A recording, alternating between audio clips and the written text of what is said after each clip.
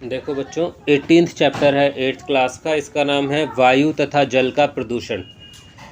अब इसमें वायु और जल तो हम सभी जानते हैं, हवा और पानी। प्रदूषण आप लोगों ने बचपन से सुना है, फिर भी मैं एक बार बता देता हूँ आपको। जब भी कोई चीज़ गंदी, मैली या अनुपयोगी रह जाती है, उसको हम प्रदूषित मान लेते हैं। ठीक है ना। जैसे कि हवा है, हवा के अंदर बहुत सारे तत्व रहते हैं, लेकिन जब उसके अंदर कुछ जहरीले विषैले तत्व आ जाते हैं, विषैले उसके अंदर कुछ कण आ जाते हैं, तो हम मानते हैं कि वो हवा प्रदूषित हो गई है। तो इसमें पहले पेज पे आपको बहुत बड़ी भूमिका दी गई है कि हमारे लिए वायु और जल क्यों महत्वपूर्ण है, हवा और पानी हमारे लिए क्यों महत्वपूर्ण है, शुद्ध वायु और शुद्ध जल हमारे लिए क्यों ज़रूरी है। मान लेते हैं अगर आप ऐसा पानी पी रहे हैं जो कि पहले से ही प्रदूषित है या जिसमें कुछ विषैले तत्व हैं, तो क्या आपका स्वास्थ्य अच्छा होगा कि खराब होगा? खराब होगा। ओके। अगर हम ऐसी हवा में सांस ले रहे हैं जिसमें पहले से बहुत सारा प्रदूषण है या जिसमें जहरीला धुआं है, तो हमारा स्वास्थ्य कैसा होगा? खराब होगा। जीवित रहने के लिए हमें स्वच्छ जल और स्वच्छ वायु की आवश्यकता होती है सबसे ज़्यादा। फिर है 18.1 आपका टॉपिक, जिसका नाम है वायु प्रदूषण।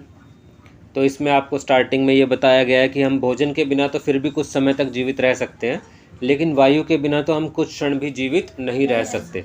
थोड़े ही 2 मिनट भी अगर हमको हवा नहीं मिलती तो सांस फूलने लगती है, और कोई कोई लोग तो 2 मिनट के अंदर भी अगर हवा ना मिले तो उनकी मृत्यु 2 या 3 मिनट के अंदर हो जाती है।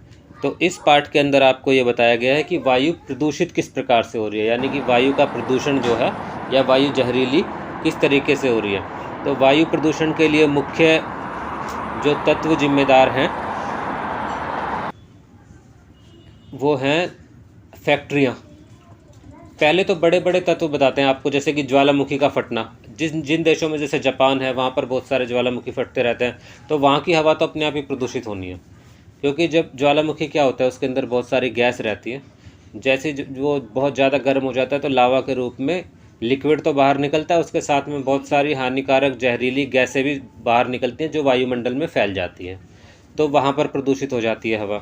दूसरा, इसके अंदर बड़ा एक जो महत्वपूर्ण वायु को प्रदूषित करने वाला तत्व है, वो क्या बताया जा रहा है? जंगलों में आग लगना।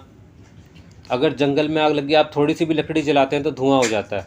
ऐसे जब अगर मान लो कि पूरे जंगल में ही आग लग गई है, तो उसमें कितना धुआं निकलेगा, कितना प्रदूषण होगा। और फिर वही जैसे दूसरे चैप्टर में आपको बताया था ना, वाष्पीकरण वाले में, कि जब यही धुआं जब थोड़ा सा ऊपर उठता है, वायुमंडल में जाता है, ठंडा हो जाता है, तो हमारे यही वायुमंडल में ही ये रह जाता है।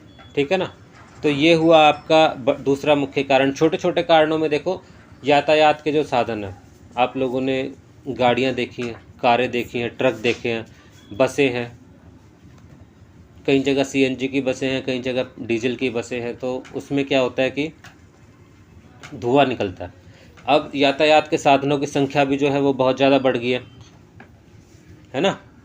अब तो बहुत सारी गाड़ियाँ दिखती है ना सड़कों पे, पहले इतनी गाड़ियाँ नहीं होती थी। तो यातायात के साधनों से निकलने वाला धुआं भी हवा को प्रदूषित करता है। फैक्ट्रियों से निकलने वाला धुआं हवा को प्रदूषित करता है। आपने देखा होगा, फैक्ट्रियाँ जो बड़ी बड़ी फैक्ट्रियाँ होती है, एकदम काला धुआं उसके ऊपर से चिमनी में से निकल रहा होता है। तो ये धुआं भी हमारे आसपास के वातावरण में, हमारे आसपास के वायुमंडल में फैल जाता है। तो इससे भी वायु जो है वो प्रदूषित हो जाती है। हमारी वायुमंडल में, यानी हमारे आसपास जो हवा की परत है, उसके अंदर लगभग 78% नाइट्रोजन है, जो कि हमारे श्वसन के लिए तो काम की नहीं है, सांस लेने की प्रक्रिया के लिए तो काम की नहीं है, ना हमारे लिए ना पौधों के लिए।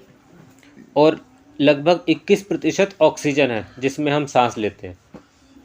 ठीक है। और बाकी अब देखो 78 और 21 कितना हो गया? 99। तो 99% तो यही गैसेज हैं। बाकी और सारी गैसेज जैसे कि कार्बन डाइऑक्साइड, ऑर्गन, मीथेन या जल वाष्प, ये 1% ये भी हैं, बहुत कम संख्या में है, बहुत कम मात्रा में है। ठीक है। अब इसी के अंदर जैसे कि आपके ये एसी है, रेफ्रिजरेटर है, इसके अंदर CFC डलते हैं, क्लोरोफ्लोरोकार्बन्स, CFC बोलते हैं शॉर्ट फॉर्म में इसको। क्लोरोफ्लोरोकार्बन्स हैं, ये हमारी हवा को प्रदूषित करते हैं। ठीक है ना।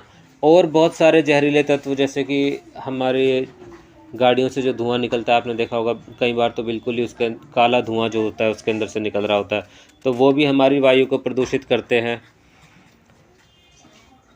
इसमें एक देखो कितनी ये बात लिखी हुई है कि वाहन अधिक मात्रा में carbon monoxide, carbon dioxide, nitrogen oxide तथा धुआं उत्पन्न करते हैं। पेट्रोल तथा डीजल जैसे ईंधनों के अपूर्ण दहन से कार्बन मोनोऑक्साइड उत्पन्न होती है। यह एक विषैली गैस है।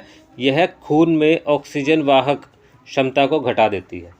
यानी कि जो गाड़ियों के धुएं से कार्बन मोनोऑक्साइड निकलती है, ये जब हमारे सांस के साथ हमारे शरीर में जाती है, तो ये शरीर में जाने के बाद में जो खून को इधर उधर ले जाने वाली जो हमारी धमनियां है ना, उसके अंदर जो तत्व पाए जाते हैं उनको घटा देती है, उनकी क्षमताओं को घटा देती है। तो जिससे क्या होता है कि खून का प्रवाह जो है वो धीरे हो जाता है और धीरे धीरे इंसान की मृत्यु भी हो सकती है।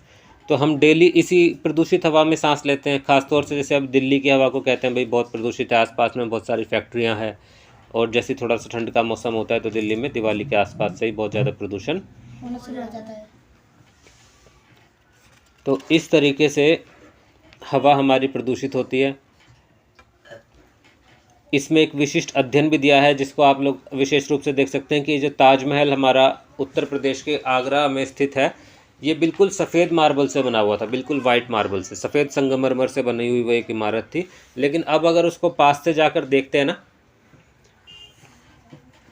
तो वो कहीं कहीं से हल्का हल्का लाल या भूरा या पीला तो दिखता ही है, लाल या भूरा भी कहीं कहीं पे इतना प्रदूषण हो चुका है उस पर कि वो गुलाबी गुलाबी सा दिखने लगा है कहीं किसी किसी जगह से। उसका कारण भी यही है कि आगरा में जिस जगह ताजमहल स्थित है उसके आसपास रबड़ का काम बहुत होता है। उसके पास में ही मथुरा है, वहाँ पे भी रिफाइनरी है, ठीक है ना। और आसपास के छोटे गांव में ईंट के भट्टे वगैरह, मतलब वहाँ पर प्रदूषण इतना ज़्यादा हो गया ना कि जिसके कारण ये सफ़ेद जो बिल्डिंग थी ये मैली हो गई है। इसका एक छोटा सा उदाहरण, जब आप लोग भी निकलते हैं घर से, किसी ट्रांसपोर्ट के लिए निकलते हैं, किसी गाड़ी के लिए जाते हैं, अपनी गाड़ी से भी कहीं पे जाते हैं, तो आप क्या देखते हैं कि थोड़ी देर बाद जब आप घर पे आते हैं तो आपके चेहरे पे थोड़े थोड़े या तो धूल के कण होते हैं, या प्रदूषण है तो धुएं की वजह से थोड़ा थोड़ा आँखें एकदम काली काली सी हो जाती है। इसी चैप्टर का जो शेष है जल प्रदूषण, उसको नेक्स्ट वीडियो में कवर करते हैं। इस वीडियो के लिए इतना ही।